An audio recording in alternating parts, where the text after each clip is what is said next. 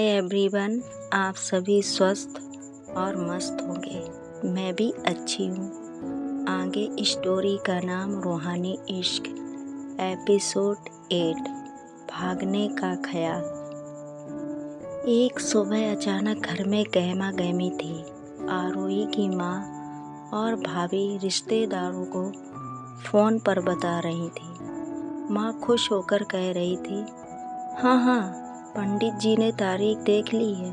अगले महीने की 15 तारीख को शादी होगी। लड़का बहुत अच्छा है, सरकारी नौकरी करता है। ये सुनते ही आरोही का खून जम गया। उसकी आंखों के सामने सिर्फ मायरा का चेहरा घूम गया। कमरे में बंद होकर आरोही फूट फूट कर रोने लगी। उसके दिल में एक सवाल था, क्या मेरी जिंदगी अब मायरा से अलग हो जाएगी? क्या ये प्यार सिर्फ ख्वाब रह जाएगा? वो तुरंत मायरा से मिलने मंदिर के पिछवाड़े भागी और मायरा को देखकर वह मायरा के गले से लगकर फूट फूट कर रोने लगी। और जो घर में उसकी शादी की बातें हो रही थी वो सब मायरा से कह सुनाई। मायरा ने जैसे ही शादी की तारीख सुनी, उसकी आंखों में गुस्से और दर्द की लपटें भर गई। मायरा कांपती आवाज में बोली, आरोही, वो तुम्हें किसी और से कैसे ब्याह सकते हैं? तुम मेरी हो, सिर्फ मेरी। उसने आरोही का हाथ को पकड़कर कस लिया।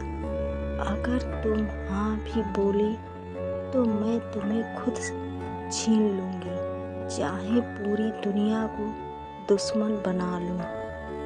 आरोही उसकी बाहों में टूट गई और कहने लगी, मैं तुम्हारे बिना जी ही नहीं सकती मायरा, पर घर वालों से कैसे लड़ेंगे? मायरा उसे शांत करते हुए कहती है, तुम तो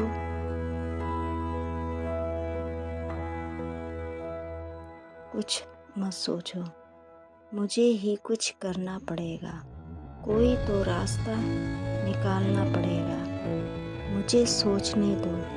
यह कहकर वो चुप हो जाती है। कुछ देर की चुप्पी के बाद मायरा ने फुसफुसाकर कहा, ऐसा करते हैं, हम दोनों भाग चलते हैं किसी ऐसे शहर में जहाँ कोई हमें ना जानता हो।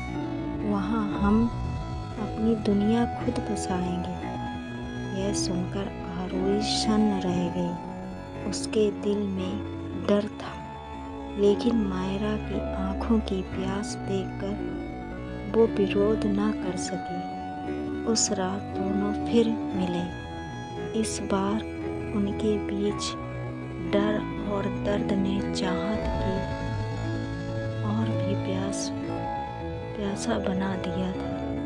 मायरा ने उसे कसकर बिस्तर पर थाम लिया। आरोही की आंखों से आंसू बह रहे थे, लेकिन होंठ मायरा के जुनूनों से प्यास बुझा रहे थे। आरोही सांसों को थामते हुए बोली, अगर हमें भागना ही है तो पहले मुझे आज पूरी रात अच्छी तरह से अपना बना लो।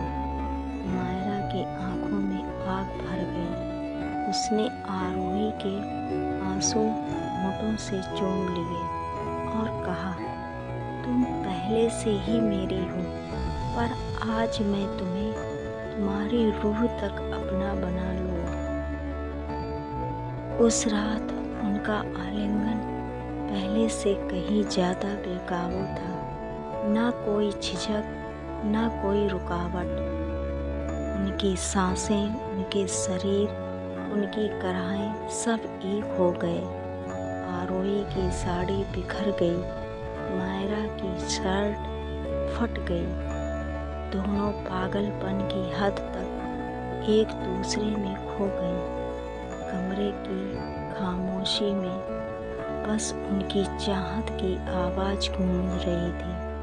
सुबह होने से पहले ही आरोही ने मायरा का हाथ थामा और बोले, हाँ मायरा, मैं तुम्हारे संग भाग चलूँगी। अब ये शादी कभी नहीं होगी। मायरा ने उसे गले लगा कर कहा, तुमने आज मुझे ज़िंदगी का सबसे बड़ा तोहफा दिया है। अब चाहे कुछ भी हो जाए हम साथ रहेंगे। लेकिन दोनों को पता नहीं था कि उनका ये राज अब ज़्यादा दिन छुपा नहीं रह पाएगा। देखते हैं आगे क्या होगा।